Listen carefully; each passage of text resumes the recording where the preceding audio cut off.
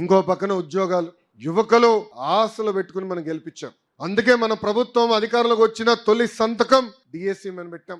గడిచిన 40 సంవత్సరాలు 80% టీచర్ పోస్టులు మన ప్రభుత్వమే భర్తీ చేసింది. ఈరోజు మెగా డిఎస్సి పెట్టాం. 16,347 పోస్టులకి డిఎస్సి ఏర్పాటు చేస్తున్నాం. జూన్ మాసం నుంచి ఎగ్జామ్స్ మొదలవుతున్నాయి. దాంట్లో కూడా కొత్త కాంట్రవర్సీ పెడుతున్నారు కొంతమంది. వైకాపాలకు పని పాట లేదు, సుప్రీం కోర్టు వరకు వెళ్ళారు. ఈ రోజు డిఎస్సి ఆపేదానికి దేవుడి దేవల ఆగదనుకుంటున్నాం. ఎందుకంటే బలమైన నోటిఫికేషన్ మనం ఇచ్చాం. టైం పెంచాలంటున్నారు. అరే సిలబస్ నేను పోయిన డిసెంబర్లో ఇచ్చా. పాపం జగన్మోహన్ రెడ్డి గారు సిలబస్ అంటే ఏంటో తెలియదులే. 7 నెలలు సమయం మనం ఇచ్చాం. పద్ధతి ప్రకారం డిఎస్సి ఇస్తున్నాం. జాబ్ నోటిఫికేషన్ ఇస్తాం. పెద్దలు అన్నట్టు పెద్ద ఎత్తున పెట్టుబడులు, పరిశ్రమలు తీసుకొస్తున్నాం. ఈ రోజు సోలార్, విండ్ కంపెనీలు వస్తే మనకేంటి అనుకోవచ్చు, టెక్నీషియన్లు కావాలి, మెయింటెనెన్స్ చేయాలి, పిల్లలకి స్కిల్ అప్గ్రేడేషన్ చేయించాల్సిన బాధ్యత నా పైన ఉంది.